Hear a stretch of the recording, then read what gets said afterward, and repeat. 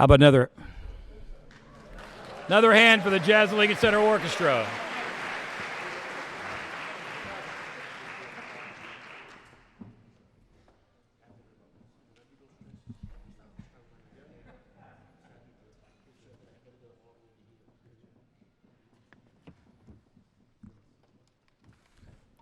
All right. There we go. How's everybody doing? Everybody okay?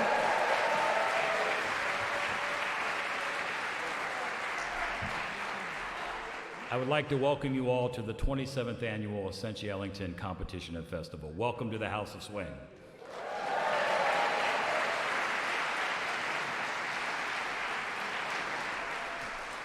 You've been hearing music that the Jazz Lincoln Center Orchestra has recorded over the last 2 days for next year's festival and competition. That music will be available in the fall. And this is an open rehearsal and Q&A with members of the orchestra as well as Wynton Marsalis. Please welcome to the stage Wynton Marsalis.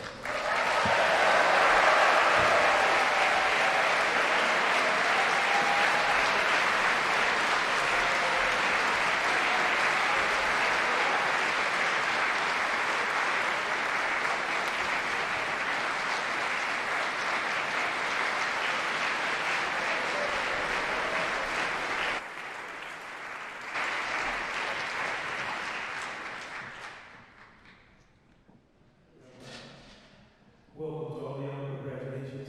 It's great to see everybody. We're looking forward to a great festival. And we're here to be resources for everyone.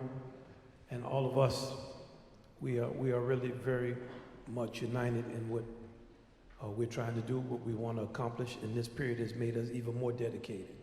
So in this period, you have questions you'd like to ask of any of us. I'll be kind of fielding it. The orchestra questions will go through Chris.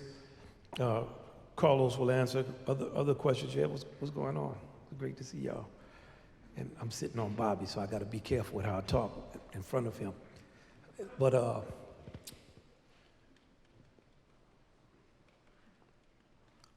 think that's all of the kind of technical details of what I have to say.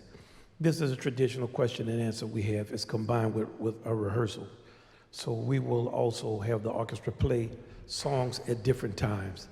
And we just determine what those times are. And just start by speaking very briefly about the time that we're in. And it's a time that requires us to respond to turbulence by going faster than the winds that surround us. We have to maintain a focus, and we need to strengthen and firm our belief and understanding of fundamentals. We need to all develop the discipline to sit with people that don't agree with us, who have strong arguments, and learn and develop the type of patience and humility that's required to come to a solution that does not require you to get everything you want. If you think about our country in the 19th century, you always read about the Missouri Compromise, the this compromise, the that compromise. Life is a compromise. There's a lot of gray out here. You better have a lot of power if you want everybody to always do what you want them to do. If it's not drink water, you're going to have to make them do that. And you're going to spend a lot of energy doing that. It's important to learn how to dance on the edge of the razor rim. And this is a time that shows that. One thing I'm going to comment on before we go over to talk is the need for balance. We need balance just in general and how it reflects on the bandstand. We just had the Jack Rudin Festival. We're listening to college bands, and Carlos was a judge. And we always argued and talking about the bass and the balance of the bass and the sound of the bass and what is the bass and the drums. And almost every time I've ever heard jazz bands play, the bottom of our bands never sound good. That relationship between the bass and the bass drum and the cymbal, the sound of the bass and the sound of the ensemble is extremely important. So we were back there talking, we listened to band after band, the bass didn't sound good. We were saying, man, it's the sound, it's the bass, it's the amp. We're talking to Dave Robinson, turn the bass up, turn the bass down. Do they have the amp on? Carlos is making points to me, I'm making points to him. Then we go backstage, after the competition is over, we're still dissatisfied with the bass. Carlos made some changes in between the, between the intermission. What did you do? He did something with the direct box. Okay, so it sounded a little better, but not a lot. First he said it's a lot better, but then by the third band, he was like, you know. We went back and we heard the band. And our band, it was much clearer, the bass, which gave me a great sense of relief because then he was able to tell me, I told you so. However, we started to think about what does it take to be clear. We went to a couple of other gigs where he and I just went to hear other people play. We're talking the whole time. Can we hear the bass? One, the bass had the amp turned up to 9. It was like, okay, you up there making a lot of noise, but it doesn't sound good. We have lost an understanding of the power of balance. 2 is greater than 1. So when I'm standing back there with Carlos, man, there's a lot more information than when it's just me. And we listen to the saxophones. We're saying, hey, is it because of the hall that we don't hear the saxophones in anything? Or it goes on and on. I'm using this one instance just to put y'all in the space of the spirit of collaboration and how serious we are about it. Even down to what we're doing now. Carlos and I talked last night about it. What are we going to do? What should we do? It's an ongoing thing. And it goes on with all the members of the orchestra. It's always a talk, a collaboration, a going back and forth, a discussion, something. And we've been knowing each other, some of us, for a long time, and some I've known since they were your age. And there's been a lot of adjustments I've had to make over that time that I went from being somebody's parents' age to the age of grandparents. And there are adjustments they have to make because that's the nature of life. Our music is a music of adjustment. You're going to have to make adjustments when you get on this stage. Are we in balance? I messed something up. The world doesn't stop because you messed something up. Matter of fact, most of the world doesn't even know you messed it up. Keep going. Keep your positive energy going forward. This is also a time that requires, see, Obed, he doesn't like to listen to when I'm talking. So yeah, that's when he comes back, that's a signal for me to be quiet. And I'm getting ready to stop. Okay, it's important to come out of a positive frame of reference. Difficult times require optimism because the pessimism will sink you. The time is already difficult. We're already struggling. Now I have you sitting here telling me how sad everything is. So not only are we struggling, we're struggling with you. I don't want to struggle with you while I'm struggling. I want you to be saying, man, this is going to be okay, even if we know it's not. Lie to me. That's the thing. So that's all I have to say to you all about a fundamental kind of conversation. Now, if you all have some questions for me, or we could play a tune. We're very much working it out. Chris, would you play a tune? Okay. The orchestra will play a song. I'm gonna just sit out here with y'all happily. And no, I'm just joking. I miss my section. You don't know how much I love playing with my trumpet section. We love each other. And I can say that quite honestly. We played, 8 weeks or something on a gig, and we honestly, at the end of like 7 or 8, the amount of time that you normally hate people you work with, we didn't even finish playing the song we played, the trumpet section. We looked at each other, we started smiling and dapping each other, and I still had a part to play, so I got to play this part. But just, it's unusual to have that type of collegial feeling after 20-something years of playing together. So, they're going to play. Chris is going to introduce everything and talk about it. And then we'll open up for questions y'all may have, which I'm happy to answer. Thank you. Yeah, so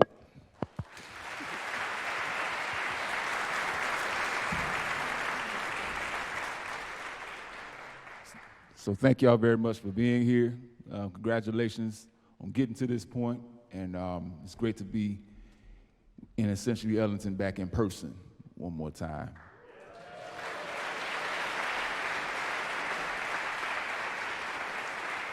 Yeah, we can only go virtual for so long, you know.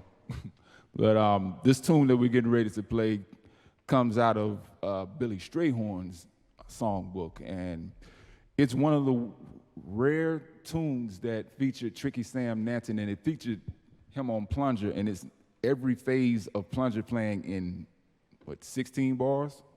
In 16 bars, you get every phase of plunger technique that you can get from him, and so it's very, very unique. You check it out, it really sounds like a human voice, and it also is going to feature Ben Webster playing solo as well, so that will be done by Abdias Armenteros, and the plunger solo will be done by Dion Tucker, and it's called Chloe, Song of the Swamp. It's Charles Daniels and Gus Kahn, but it was arranged by Billy Strayhorn. So we hope you enjoy Chloe.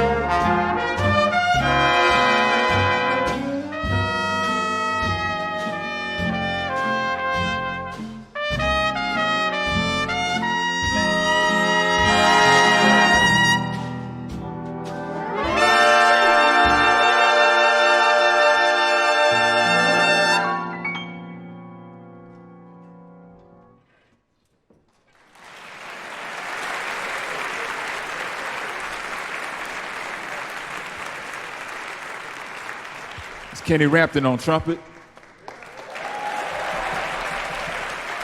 Dion Tucker on trombone. Dion Tucker. Abdias Armenteros, tenor saxophone.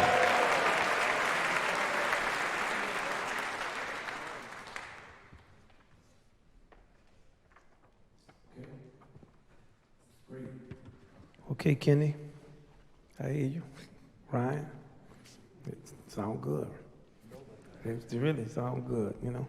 It's good to hear it and feel like it sound good. We had years where we were like, ooh, are we gonna get better? Fantastic. Dion, okay. Great, man. Sherman, we could hear the saxophones very clearly. So we started working on it since this time. Rob, great. Bass, very clear. If anything, maybe too big of a sound. That'll make your sound a little smaller, Carlos. Okay, we got any questions?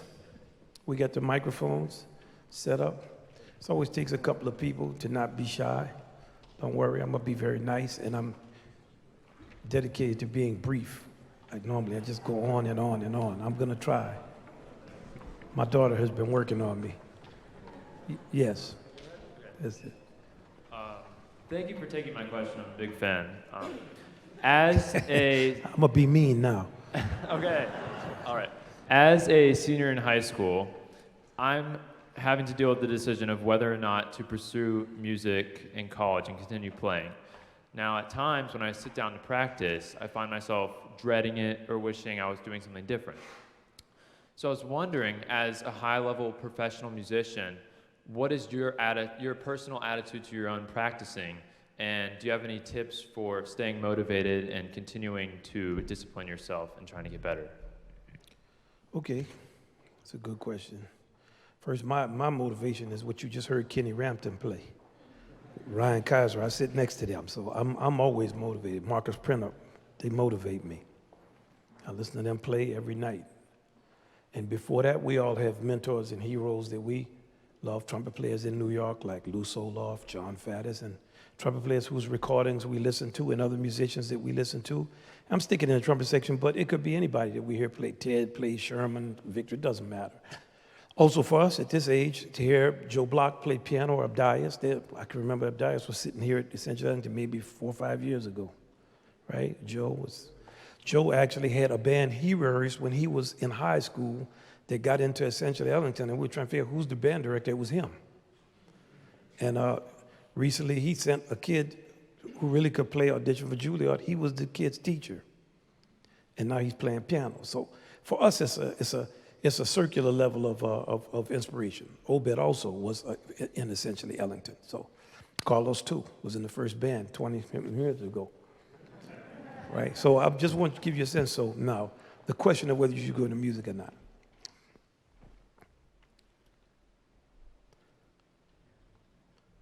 This is a hard field. If you have any doubt as a profession, don't go into it. Any. Because what it's going to require of you to make it, if you really want to play. Now, there are many facets of music industry that don't require really playing. Doesn't mean they're bad or worse. I'm not value judging it. Those fields and those jobs, you can make it. They're industry jobs. But to really play, phew, don't struggle with it. You're always connected to music. You always love it. You will always be a musician. You'll always be a part of the community. You can be more helpful sometimes to music not being a professional. It takes many people to make an entire sector work. Because this is a sector. The culture sector is a part of the whole country. Okay, so I'll tell you what my father told me when I was leaving. He said, man, you think I should go into this music? And everybody was saying, don't go into music because you're going to struggle like your father and all the musicians are doing. He said, don't have nothing to fall back on. So that's what I'm going to tell you. Right. If you're thinking about it in that way, do something else.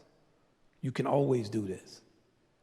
But for us, we practice like, it's just what we do. I mean, it's not, if you're not practicing, you can't be up here. And even though we love each other and we're friends and all that, we know the standard and level we have to play on.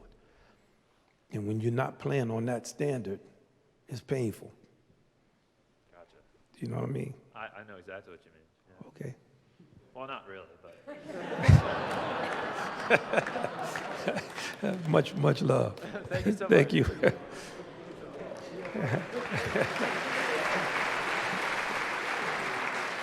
Okay.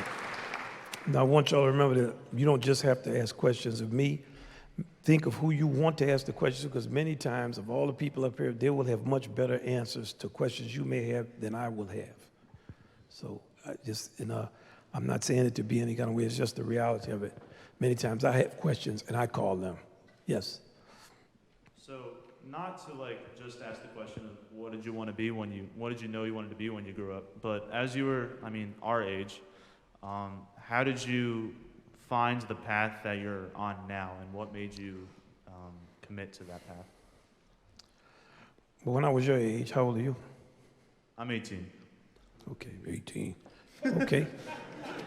But when I was 18, I was already in New York. And I mean, I don't know, I just felt like that was where I needed to go. Everybody went there. I wanted to get out of New Orleans. No way I could have known we would do all of what we did. I never really played big band music. I didn't even really like it. I didn't know about what arts organizations were.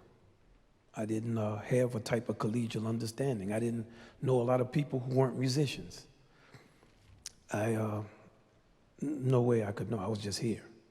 One thing I like to say is be around. When you're around, good things happen. You see something you want to be a part of, be around it. And that path, no way I could have charted it out. No way I could have known the musicians I would play with, the quality of them, how long we played together. And as you get older, things mean something. Once I had an operation on my lips. And I don't know when this was, 2004, or sometimes 2003, sometimes in there, right? And the doctor said, man, this is beautiful. He did a great job. But when I went to play, man, you know, if you get something in your teeth and you play an instrument, an embouchure, it's not, what do you play? I play alto sax. Well, y'all don't know about that.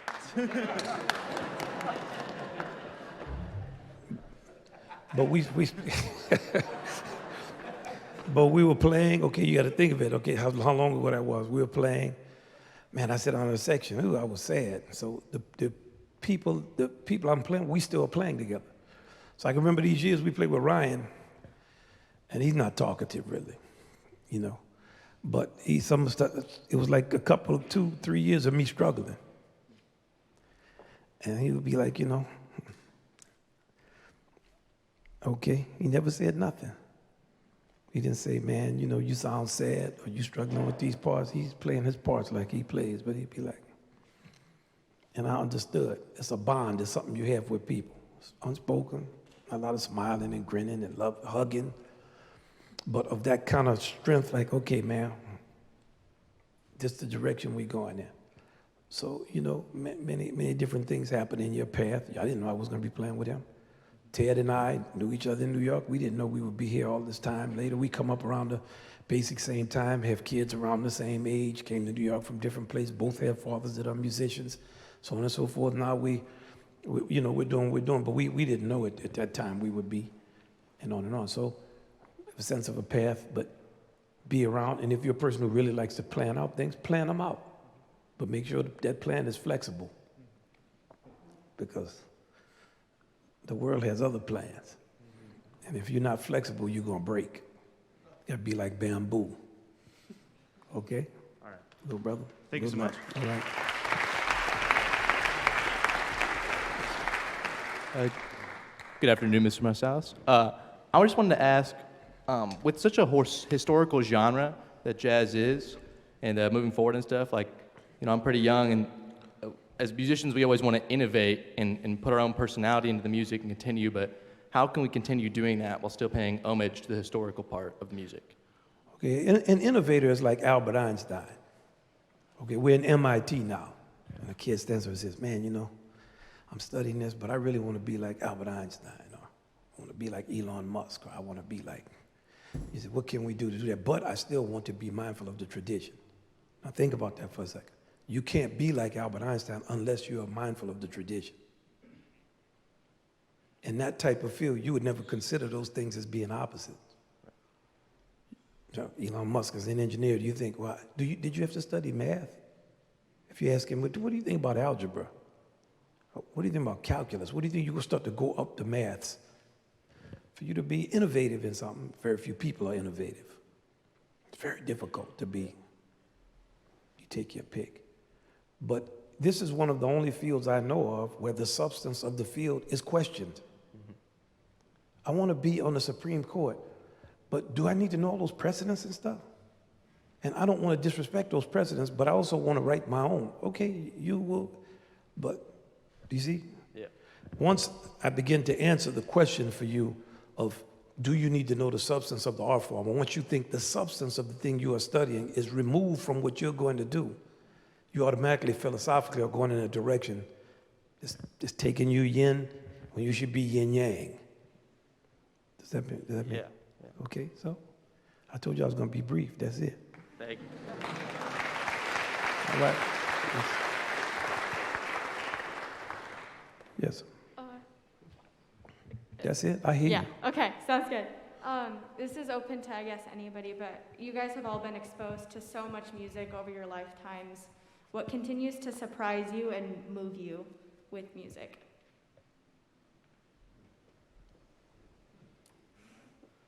Who's the oldest up here? Let them answer. No, it's just because whoever has the... Life.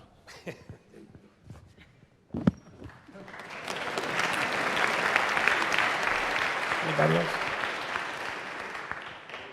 That's a good answer. I'm going to point out that I'm the oldest one. Well, James, yeah, James the oldest one. You got something? Go ahead. No, I'm constantly surprised to see that so many people still want to do this. It's hard. I'm serious. It's like these questions. A lot of them about.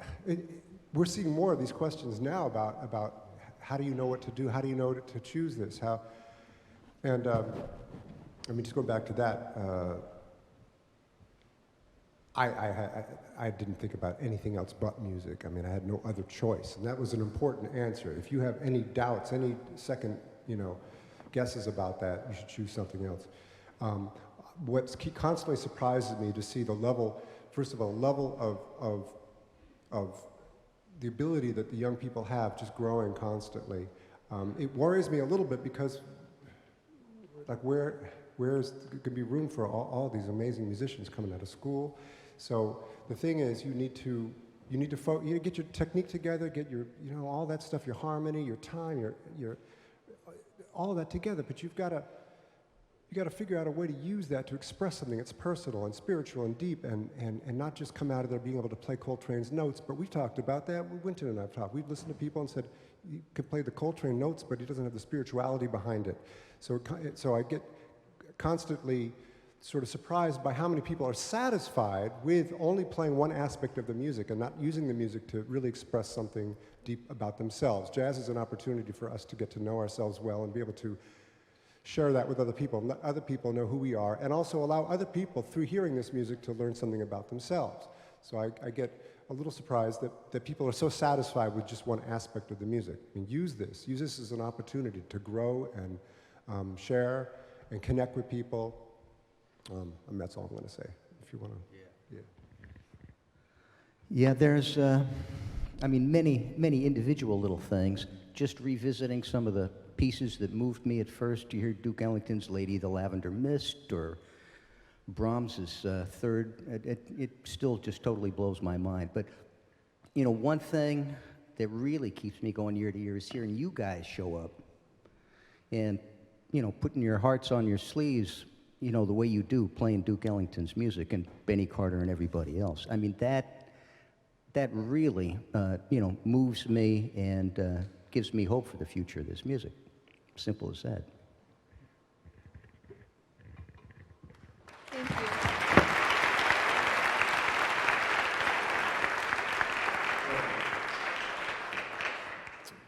Most definitely. Yes. I know it was mentioned, and I think this is a little bit for you, a little bit for the entire band, but I know you mentioned the thing about like the high standards of the music you're doing, and I know that essentially Ellington Jazz at Lincoln Center is the highest standard of jazz. What kind of techniques or mindset do you have to keep those standards so high for such a long time? Because of course many of you have been in here for like 20-something years. Well, maybe it's better to get a younger person to answer that. Be it Dias or Joe. Who wants to answer it? What does it take?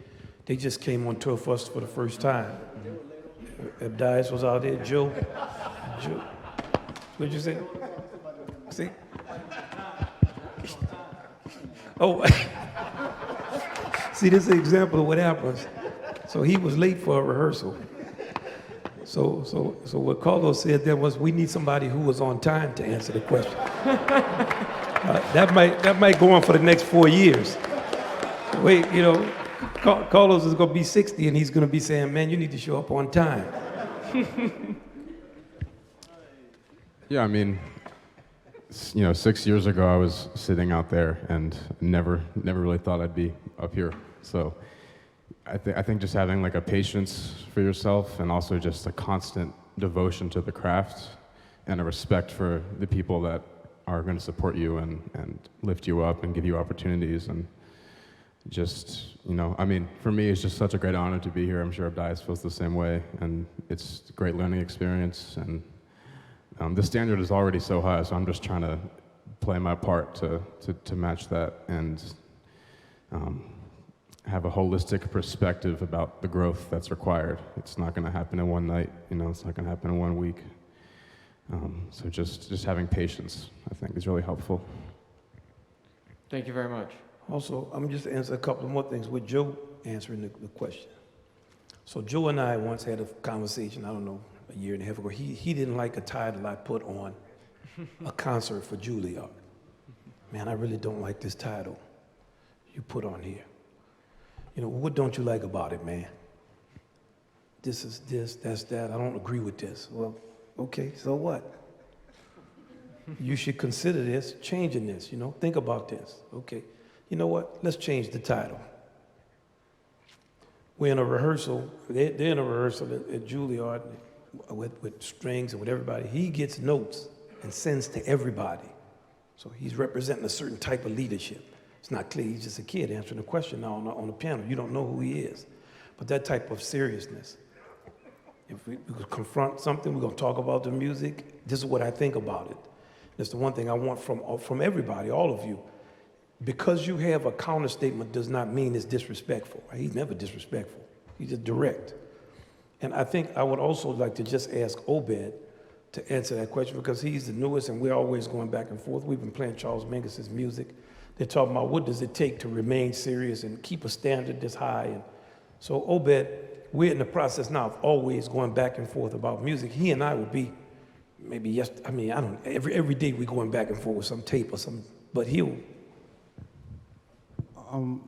What helps me is I like to compare. I mean, and I say this,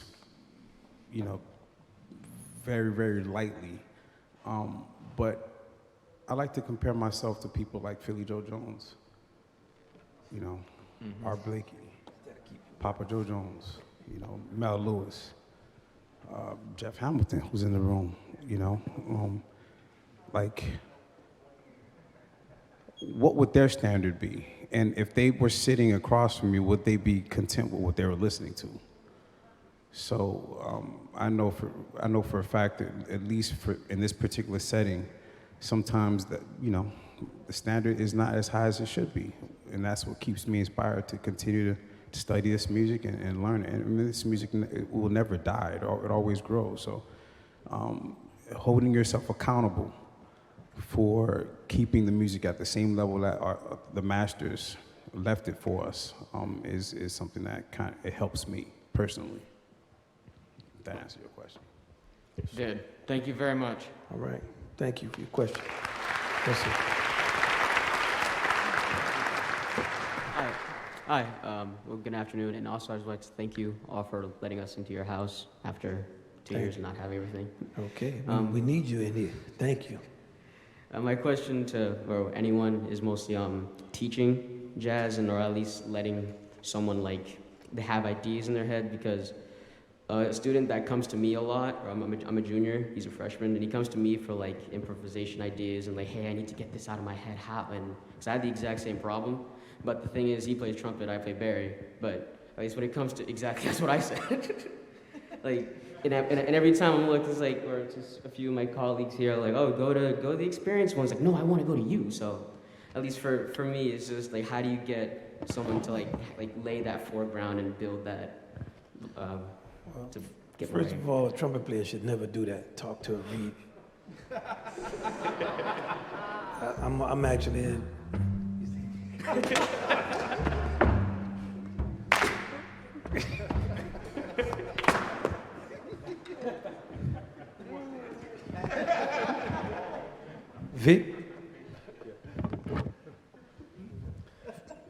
I'm not quite sure I understood, but it seemed like you were talking about someone that is younger than you may be seeking out information from you. Is that correct? Yeah, more like when it comes to improvising, is like they have like what they say. When this happened to me, it's like they have ideas, they want to get it out, but they just can't, or they put it all out and it just doesn't make sense.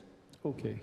So I guess maybe a simple way for me to explain it to you today might be when we improvise, we're dealing with a language of jazz. And when we do all of our study and transcribe and learn the music, we develop a vocabulary to be able to communicate in the language of jazz. So a lot of times when we think about music, we make it more difficult than what it is. I think about conversations I've had over years and being at master classes actually with Wynton on the road, and he would tell people, you know, to play jazz is not that difficult. And for years I would say, well, why would you say that? We've been practicing all our lives. But if you start to learn the language, and just like you learning how to speak English or French or any other language, you have to put together your phrases along the way and whatnot. And the more articulate and more words that you learn inside of the language, the more you'll be able to communicate with each other. So kind of take it out of the musical thing and just begin to play. There's a great educator in New Orleans named Kid Jordan. And Mr. Jordan is an avant-garde master. They just named today Kid Jordan Day, I think. And but he starts musicians out on playing free jazz. So he takes out all of the rules that prohibit us from doing what we want to do. Because that's the first thing. We're so bound by rules that we limit ourselves all the time. But what if we just play it? If everybody just play it, first of all, and communicate and just play it and play it, and then ultimately you could fine-tune that in the way that would allow you to figure out what situations work best for other situations.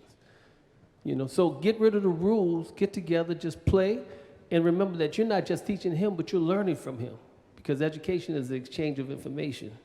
So while he's trying to get something from you, try to get something from him, because what it will allow you to do is to figure out what you know. As a teacher, you find out how well you know something when you have to teach it. So you can find out how well you think you know what you know by trying to share it with him. And then he will actually share with you what you don't know, so you can continue to make it cyclic. Okay, thank you so much. There you go.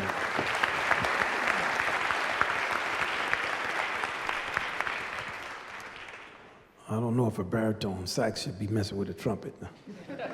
It's still not sitting well with me. Yes. So I'm at a point in my development as a musician where I'm trying to decide between going a route that's more versatile in technique and style and music, or going in a route that's more specific in a specific genre and a specific technique. And in the beginning of my developmental process as a musician, which pathway would you say is best? How old are you? 15. No, 16 actually. You're 16, sorry, okay. 16. I'm not a fan of specialization, especially when you're young. I think do everything you can do. Have actual experiences. Don't develop, and I'm using this word I'm using this word in the least negative sense. Don't develop prejudices when you haven't had experiences. Earn your prejudices.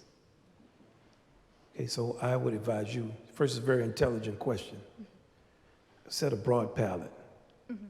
If you want to know about food, don't serve me one thing. Lay it out for me. I'm coming to your house, you say, man, we got a banquet up here and everything is some form of deviled egg. I said, wait. Oh, you must be that trumpet player that was studying with the baritone player. I'm just joking with y'all, okay? I'm just messing with you. See, okay? I'm just playing. I can't help that. I know I'm too old to joke. The first thing we get trained in the training is never tell a joke. I'm sorry. I'm too old. I joke around. I'm really, truly playing. It's a banquet out here. Don't say you don't like halibut. And they say, have you ever had some? No.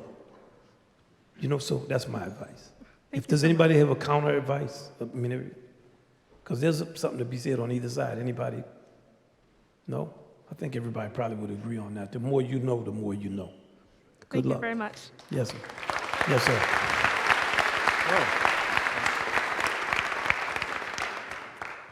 Hi, I'd like to ask a question regarding democracy and regarding our country. Yeah. In yeah. Okay. Yeah. We're still here. Yeah. In a time where we are trying to use compromise to end conflict, how do we proceed when the people we are trying to compromise with do not want to play by the same rules, and when what's at stake is the lives and rights of millions of people? Like, how do we navigate that? That's always at stake. It's always been at stake. You can't find a time when it wasn't at stake somewhere in the world. I'm also going to be brief with this answer. There's a big difference between symbiotic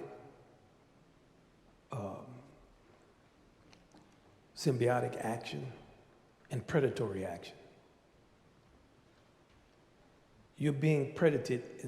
You're a victim of predation in so many ways, you have no idea. It's very difficult to be symbiotic. But the easiest thing to do is to say, we are right and these people are wrong. We want to compromise, but they don't. You see it playing out in the world right now. The easiest thing in the world to forget is something you've done that you should not have done. The easiest thing in the world to remember is something somebody did to you. These are difficult questions that plague human beings since the beginning of humanity. That's why all the great books are written, all the great mythologies, all of the great religions, all of the great leveling documents like the Constitution is designed to create balance. Well, what can I do if you're determined to make sure that there is an imbalance? That's the battle you fight. You're going to fight it your entire life if you're interested in fighting it. The question is, when do you get tired and say, let me just be on the side of the winners? The quick victory is always with predation. That's why we spend so much money on the military. If you can beat somebody up, you can make them do what you tell them to do. Okay? And then you just wrap the point of view around that. It's a difficult question. The question for a band is, trumpets play very loud. We have to play soft. You just heard the clarinet play in the low register on Chloe, and we had 3 horns, any one of which could have played much louder than that clarinet played in balance. The bass is one of the softest instruments if you don't have a big sound like Carlos. We will hear bands sit up and play, and nobody will even listen to the bass one time. That's predation. Symbiosis, you say, well, can we hear the bass? Is the bass with the bass drum? When it's loud, play loud. When it's soft, play soft. Issues of balance plague the world. Democracy is a long shot and is very difficult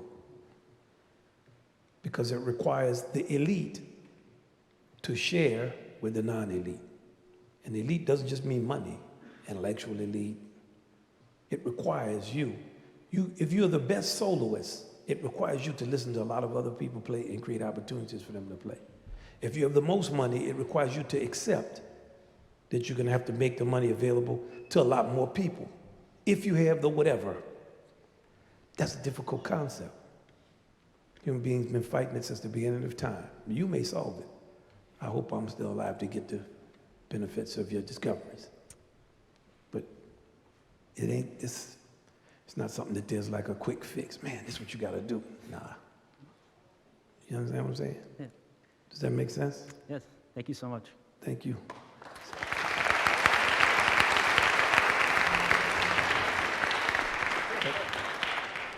Okay, you know what? Before we have the question, we're going to play another song.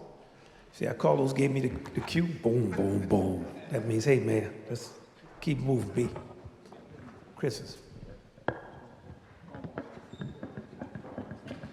So, in these last few years, we've been doing tunes by Duke Ellington, but we've also featured another composer, band leader in their own right. And for next year's competition, we'll be featuring the music of Machito. So, with that being said, we're going to play a tune that was written by trombonist A.K. Salim. It was written for the session, the Kenya session that Machito recorded. And we're blessed enough to even have someone who was at the session when he was a young boy, Johnny Rodriguez, on the bongos. So, we have a lot of history on this stage. And so we're gonna play a tune entitled Congo Molense.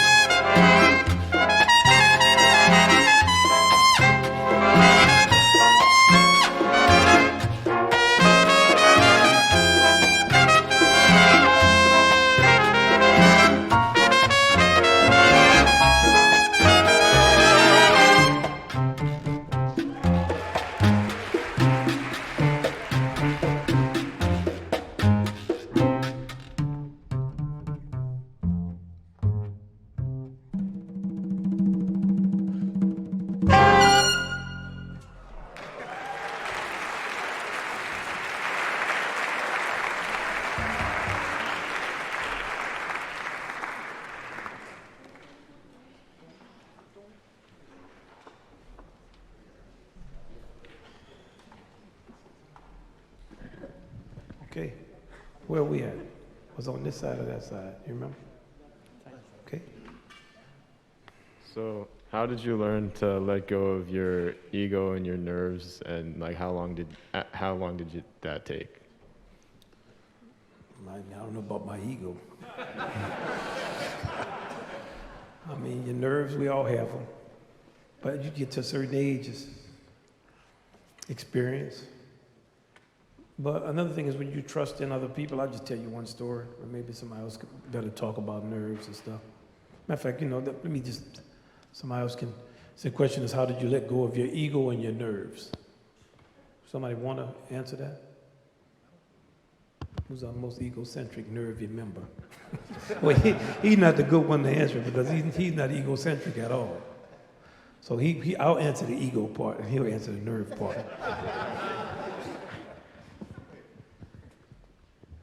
Well, I'll just say, as far as talking about nerves, I'll just say that I think it's important to trust your preparation, and that you have to think, you know, from the first time you got your instrument and took it out of the case and took the plastic off of it, from right now up to right now, you know, how many times, how many hours have you practiced? How much have you been in an environment that somebody has helped you and you've worked on things and you progressed and gotten to certain things, you know, to right now. And then with your ensemble, you know, you have a group of however many people that are in your ensemble. You all are all friends, you all work together, you understand the spirit of what jazz music is. How many hours have y'all been in rehearsal together? You know, that's all preparation. You should trust that. And you should let that alleviate any nerves that you have, you know, about playing, that y'all done hard work to get here. So trust your preparation, you know. Baby learns how to walk by imitating and putting one foot in front of the other. After a while, they don't think about it. They just put one foot in front of the other because they practiced that. And so you got to just trust, you know, the fact that you're here for a reason and that you've achieved what you've achieved and your band has achieved what they've achieved for a reason, and trust it. You know, and to me, that takes care of most things that deal with nervousness. You know, just trusting your preparation and what you put into it. Can I add something to that? Please. Because you're nervous doesn't have to be a negative thing. You're nervous because you care. So embrace that, you know, and there are different exercises.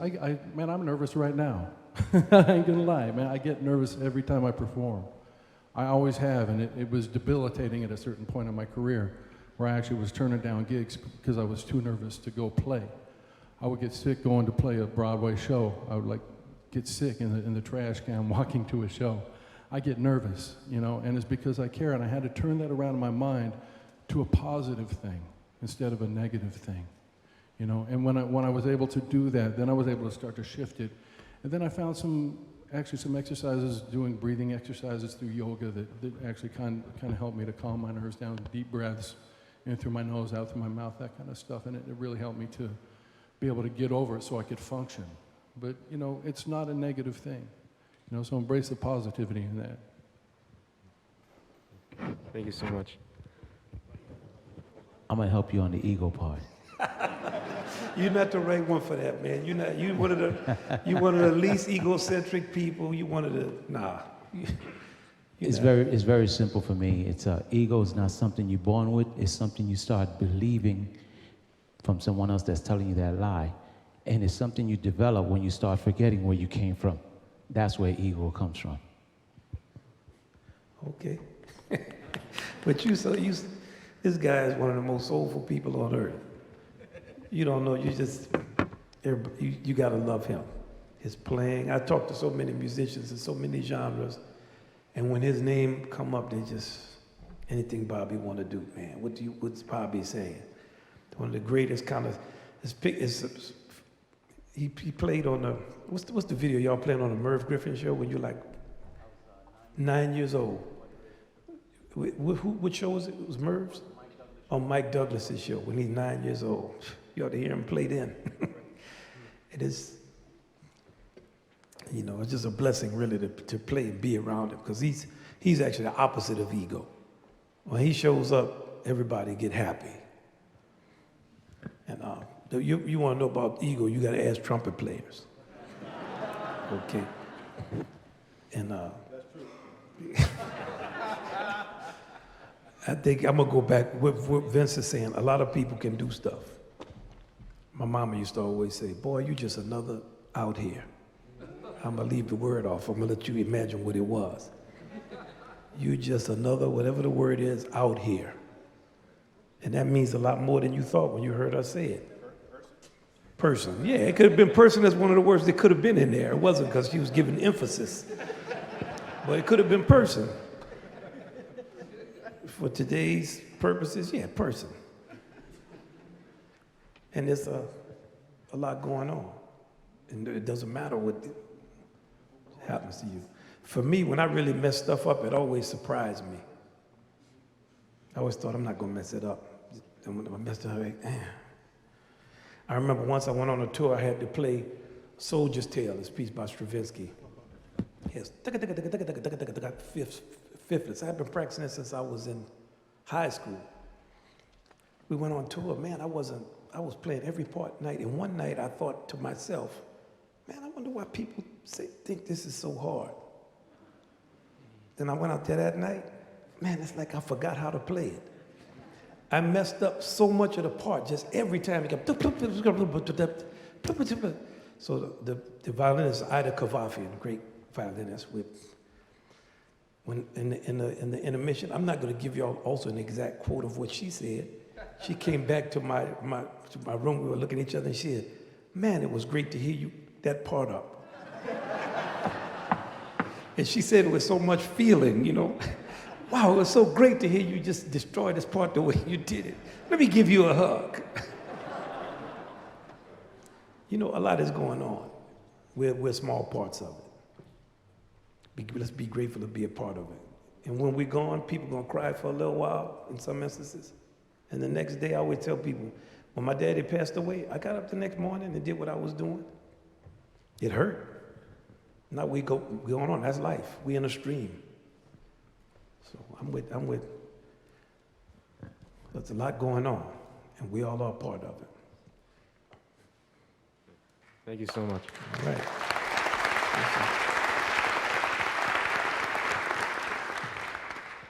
So my question was, since we all come from programs that have strong cultures of leadership, strong support from our families and our teachers and people that surround us, there are still some programs in this country that do not have that support. Maybe people don't understand, stuff like that. But there are still kids within those programs that might have the same passions for music that we all have.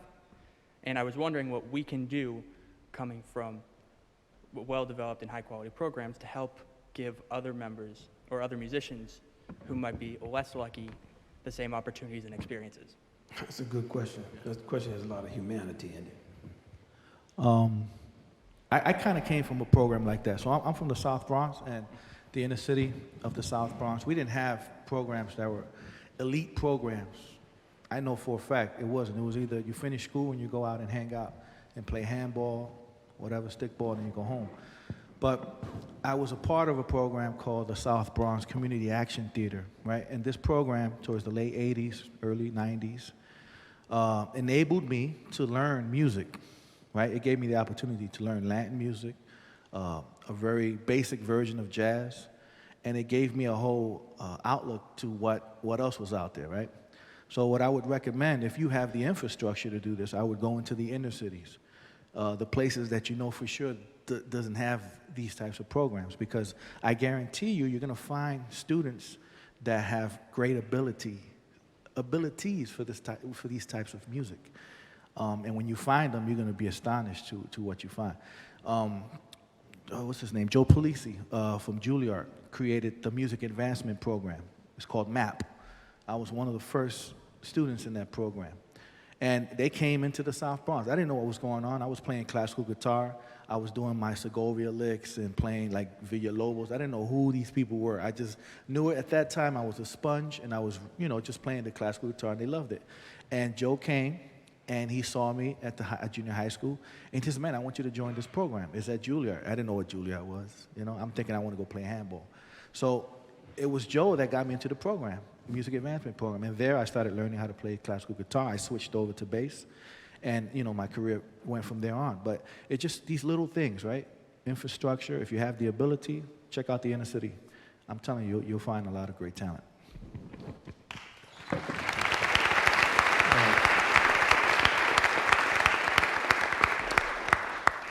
I think the important thing about what Carlos is saying, you may develop programs all over the country. When you talk for me, at my time, when you talk to younger people, we don't know what you all are going to do. You have this concern at a younger age. The country needs it's too segregated. Look around. It's a segregation that's in the country. I've been to thousands of schools in our country. I don't have to read the newspaper to tell you. It's important. You have an idea, hey, I'm going to do this. There's going to be a lot of uphill battles, but 20, 30 years, man, if I'm still alive, I'll be looking at you saying, "Yeah, man, I'll come down here. I tell you, son, this is great." We have a lot of energy, and a lot of intelligence in this room, a lot of willpower, a lot of, if you want to see things change, you enact the things you want to see. It's needed. Thank you. Thank you. Yes.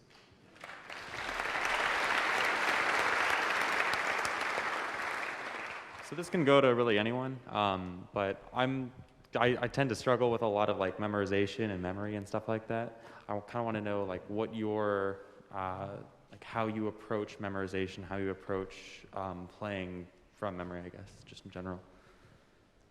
How do you approach memorization? Who wants to answer that one? I'm not good for it because I can't remember anything. Well, I know that I have trouble memorizing stuff if I look at it. If I read music, I'll never remember it. So the best way to memorize something is to use your ear. That's it. I mean, you listen to it, you'll remember it, because it'll go into that place in your brain where you'll remember it. So put the real book down, you know, just put on a record and play. Learn a song, listen to the original, listen to people singing, get the melody, and it'll be much easier. If we were, some of us up here were on tour with Marcus Roberts, great pianist, and he wrote this incredibly complex music for a record we did. What was it called? Blues for the New Millennium. And he said, when we get to New York, because we were on tour, everyone's got to put the music down and play by heart. Man, that was the roughest few weeks for me. All I did, we had recorded the music. I put the record on, and I just kept playing my parts to the record. I kept doing it over and over and over and over again. I just wouldn't look at the music unless I couldn't hear something, and I would remind myself. We got to New York, I had everything memorized. We got it set up, and we used the music. Everybody just used the music. I was like, well, okay. But I learned a lot.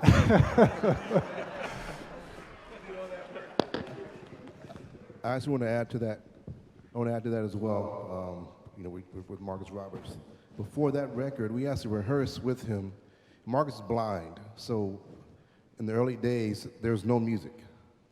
He would sing your part, and you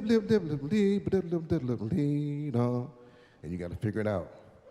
So, do that too. One thing I can add to that is isolation. Like in something, like in any part that you do, there's always a favorite part or a favorite line in there that you know just like the back of your hand.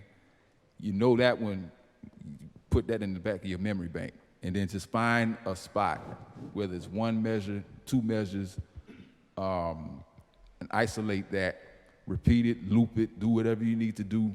But not only there's isolation, but there's also inclusion. So not only the line that you're speaking about, but what's going on around it. Maybe something that will give you an indicator of what's to come will help you memorize or commit to heart that specific line or phrase or piece that you think that you're working on. So isolation and inclusion. And one last thing to it. Find out what works for you. Now, you've heard what works for all of us, but what works for you is going to be the thing that's most important, because you're very special in your own way, and that's what you really have to focus on, your way of learning. Right. Thank you. Great. Yeah, my question is, how do you develop your creativity when it comes to arranging music? How do you develop your creativity when it comes to arranging music? Vince, you want to answer it? How do you develop your creativity when it comes to arranging music?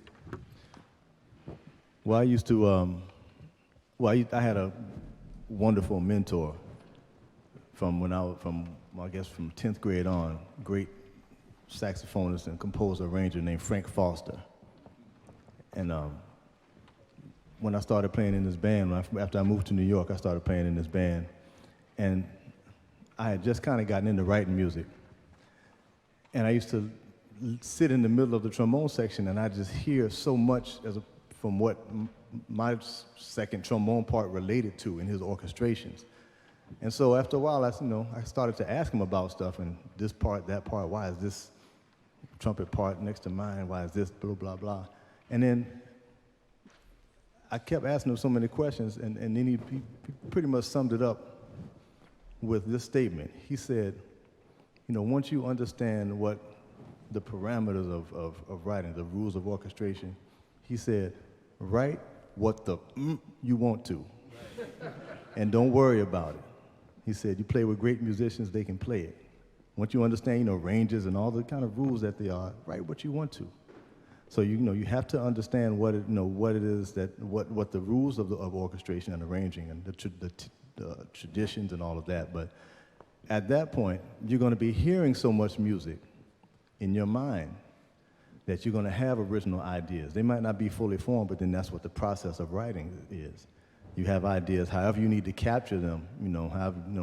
Modern times you sing something in your phone, you might write something on paper, however you need to capture them, and then take time to develop them and form them out fully.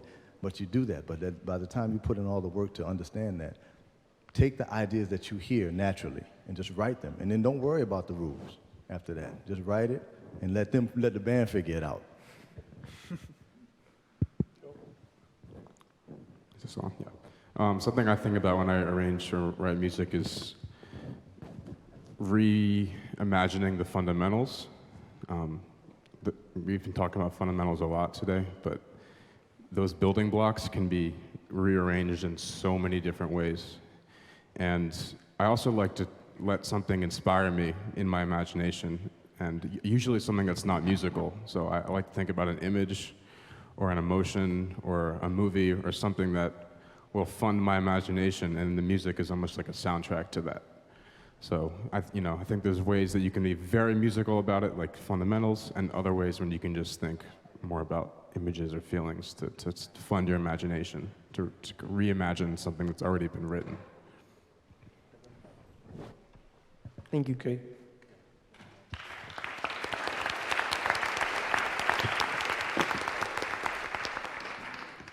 Okay, y'all, I'm waiting for y'all to cue me for what's next, so yes.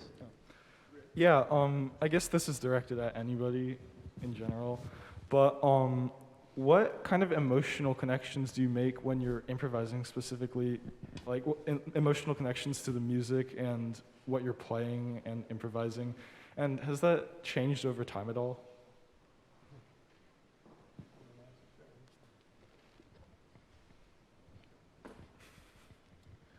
All of them. All of your emotions.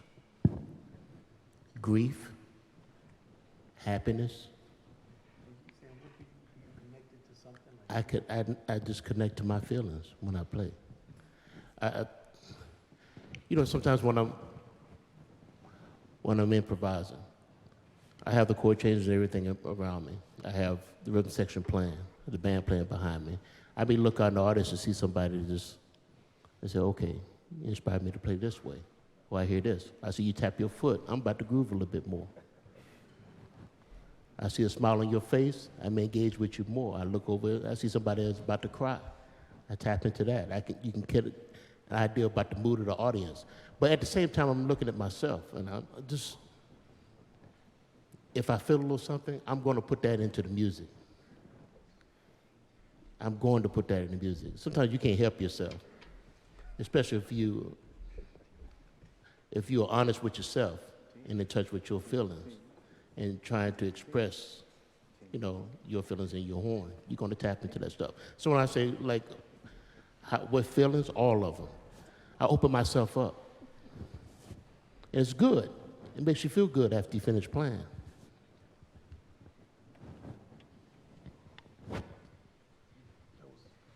That answer what you was asking.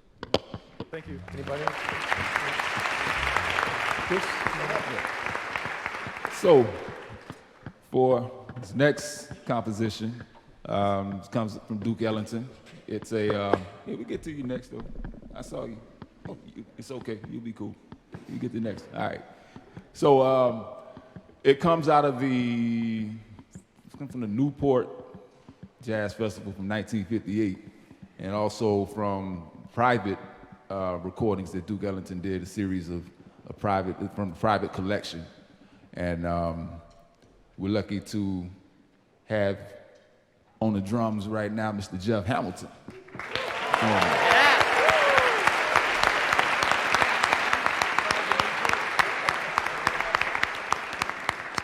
And this one is called Just Scratching the Surface.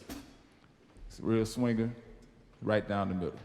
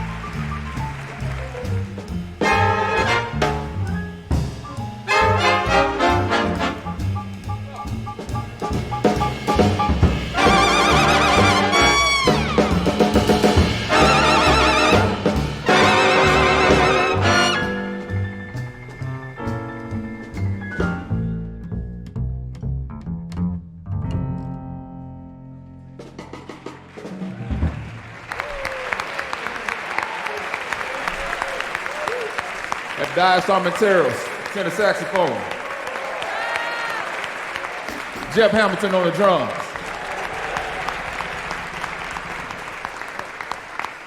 The rest of us. All right, I want to congratulate Jeff on being able to see the music. I saw him dealing with it. Then he just said, okay, let me stop looking at it. Yes. Oh, am I over here? Okay. Sorry. Good evening, Mr. Marsalis. Good evening. Good morning. Good afternoon. First and foremost, I'd like to just say that it's an incredible privilege and honor to be here, and that I'm just very blessed and grateful for everything that you guys do. Man, okay, let's remember this kid so we can give him a good score. Jeff. So my question is in regards to the role that jazz plays within our society. It's without doubt that jazz has had incredible impact on the effects of our society where, let's say, in 1920s, jazz has played an incredible role of breaking down lots of traditional values at the time. So racially integration of cultures and, of course, the liberation of women.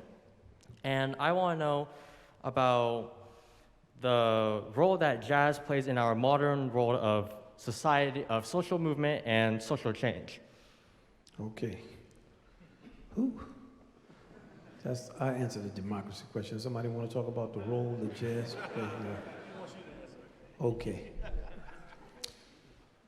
I ask a question at the beginning of the year. Every year, Julie ought to ask kids, who can tell me what the United States Constitution does? What is it designed to do? You know, everybody's like, oh man, you know, your rights, something. What a stupid question to ask at a jazz. And the reason I ask it is because if there's a situation happens, it's happened many times in cultures where down becomes up and up becomes down.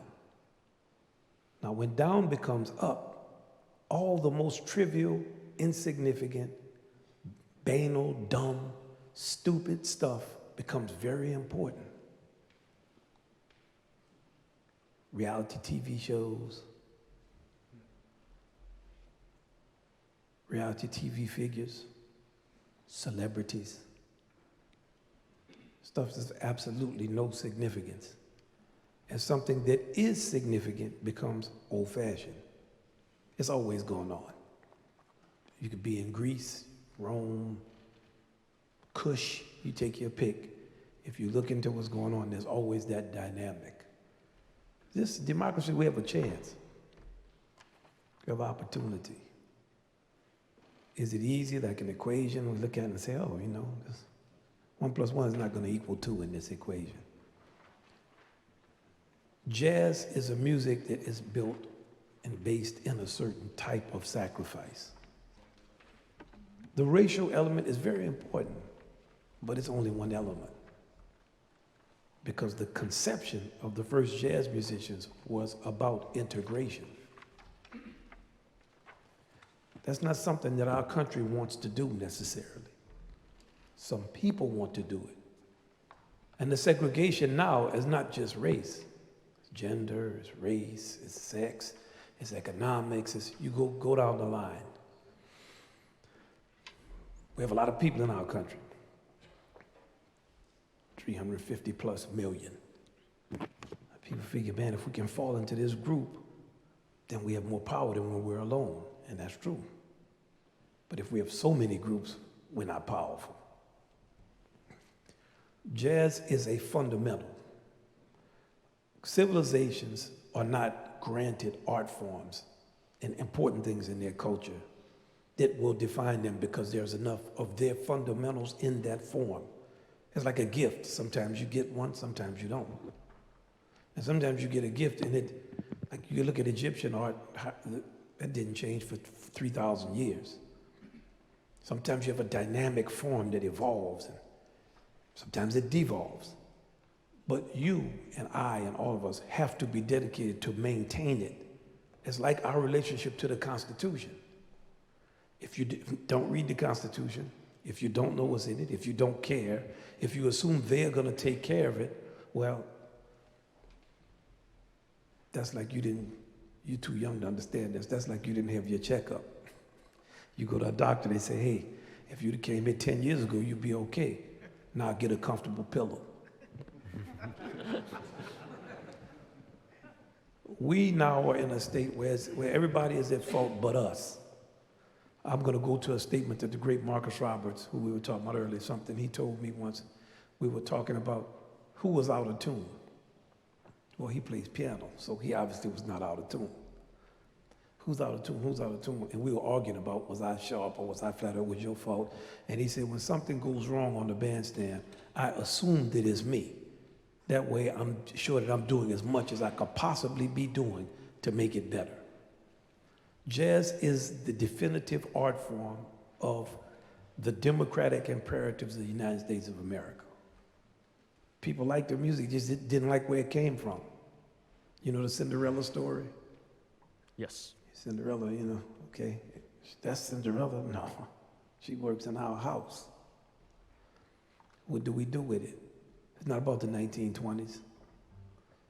The great arranger Bill Challis master of jazz arranging, wrote for the Wynton Orchestra and Jean Goquette's orchestra, said in a letter in the 1920s at the height of the jazz age, being its greatest arranger, I can't believe the crap that they want me to arrange. He had to figure out how to sneak jazz into arrangements. There's always been a struggle with quality, with thoughtfulness, with adulthood, with maturity, with balance, with a love for other people. All these things are issues. We're not going to solve that. We just go in the path of a solution for the duration of our lives. When you remove yourself from that struggle, then we lost another soldier. And jazz is a part of that. And it's also entertainment. It can be many things, but it is best, the reason that we continue to discuss it, and the reason that we continue to maintain that it's a serious thing in spite of its lack of popularity is because of its value. If the value of a thing is only based on its popularity, we need to go out and buy some pet rocks. See, you might not even remember that. We were stupid enough to buy pet rocks. That's what I think about populism. So, does that make sense? Yes, sir. We got some rocks back there. Thank you for your time. That was a good question. I wish I could have did a little more justice to you, but I'm still thinking about Jeff Hamilton being able to read that chart. I'm kind of angry about it because I myself am not able to do that with my glasses. I need contact lenses to see music, but then I can't see y'all. Yes. Hi, thank you for, this, I guess. My question is probably for anybody here. Oh, am I too quiet? Say it again. No, I'm trying to hear you. Oh. Don't be shy. It's okay. I'm just listening to you. Okay. Well, my question is, when everybody was in school, how did grades affect your life? And when everybody was in school, how did grades affect your life? That's a good. That's actually an excellent question, because you realize something once you get older. It is best for you not to realize when you're younger. I'll tell you. Does somebody want to answer that question? I'll take it. Man, my mom was, if it wasn't an A, it was, you couldn't bring home anything less than an A in our house. And that was pressure. But as time progressed, and when I realized this when I got into college, and now I realize this with my daughter. She'll be 14, and she'll be 14 on Monday, as a matter of fact. But I told her when she was coming up 6, 7, 8, 9, 10, and all that, is something similar to what Vincent said about trusting your training, trusting your development. It's kind of difficult to realize this since you're in the moment, and they're always concerned about the grades. Just get the grades. Just make sure we get an A. Well, no matter what you do, get an A. A this, A that, A this. And sometimes we always forget about the process. We're just concerned about the A.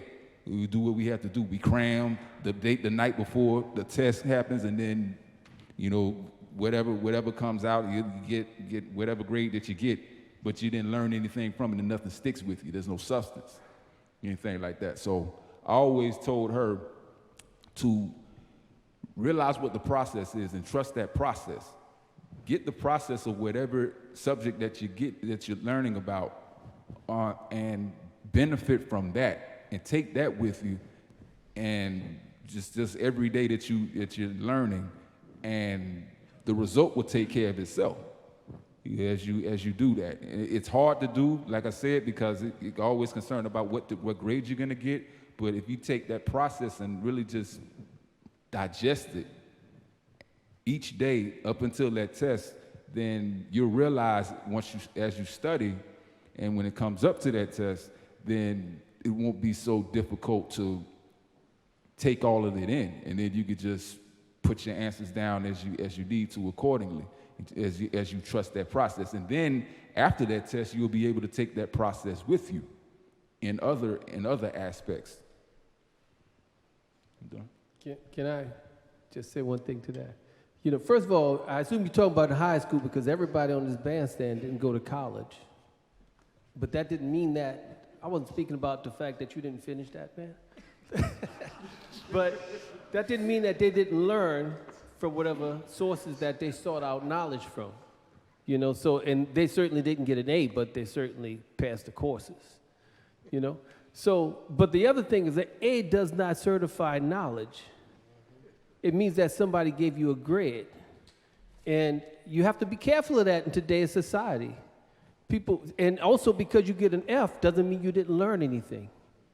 You could have learned much more out of a class that you failed than a class that you passed. You know, so there was a great educator in New Orleans named Harold Batiste. And he said, certification is like a credit card. Doesn't mean people have money, but people spend credit card all the time. And an A doesn't mean you have knowledge. You have to seek out that knowledge and make sure that your perception of what an A is really means something to you. Or even a C can be higher than somebody else's A. So make sure you know what that measurement of excellence is for you. Right.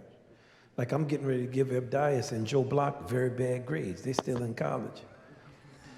He was late, he gets a D. Joe is almost, his grades, F, yeah. Joe, I don't know, C+.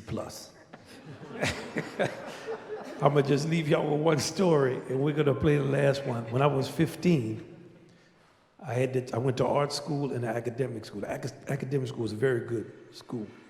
There's some of the smartest people. So the principal gave me a choice. He said, you know, you can take two maths in this year, and we have a kid in the school who's a genius. And you have the choice, you can study with him or a teacher. Mark Serkovich was his name. And I knew Serkovich was kind of wild too. I said, oh man, I'm gonna study with him.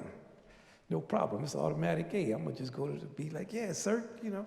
I said, I'll study with Serkovich. He said, okay. I got with Sir and Sir gave me some work to do. I did the work, and he was looking at me when he was like, this is your work? So I'm thinking he's playing. Yeah, man, this is my work. What's happening, baby? He said, this is terrible, man. You're supposed to be able to do this at least as good as you play your instrument. Come back with this work like this. This is how you work this problem. So I came back, and I could only do what he had showed me to do. And then he developed a phrase that always stayed with me. He said, do you want to know how to work the problem, or do you want to understand the math? Man, I learned more stuff from him in that year of math with a person my age. It would always be that laugh that he had. Hey, man, do you want to understand, you want to work this problem, or do you want to understand the math? And that's the question. Now, to answer your question about do grades matter? Maybe. Do the best you can do on everything you can do. It's a lot of times about your integrity. People show up late, they don't have integrity.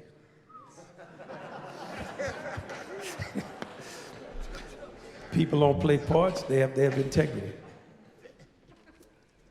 There's something about it. Okay, we're gonna go to the last song. You see, they worked it out. See what Carlos just did? That's just boom, boom. That means that's it.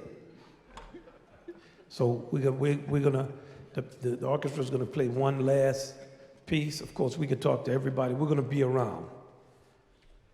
Enjoy your time in New York. Sorry, next time I'll see you somewhere in the hallway. Meet people, talk to them, ask them questions. Listen, get with colleagues. Meet people in other bands that play your instrument or that don't. Develop some connections with people outside of this. Thank you so much for coming, and thank all of y'all. Congratulations. The orchestra's gonna play one last piece, and Chris is gonna introduce everything, and y'all have a great time here.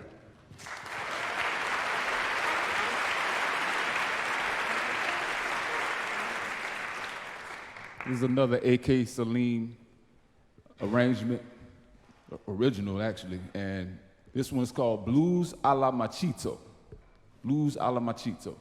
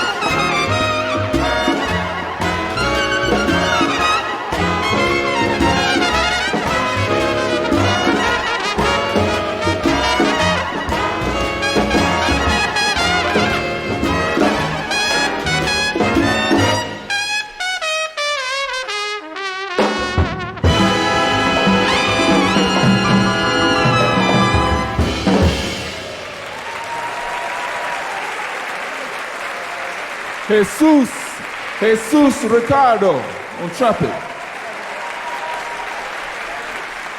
Bobby Allende on the congas. Johnny Rodriguez. James Cirillo. Carlos Enriquez. Joseph Block. Jeff Hamilton. On lead trumpet, Ryan Kaiser. Kenny Rampton. Marcus Sprinter. Dion Tucker. Vincent Gardner. Paul Nedzella. Abdias Armenteros. Sherman Irby. Ted Nash. And Victor Goins. We are the Jazz at Lincoln Center Orchestra. How about a hand for Chris Crenshaw, our music director. Chris Crenshaw.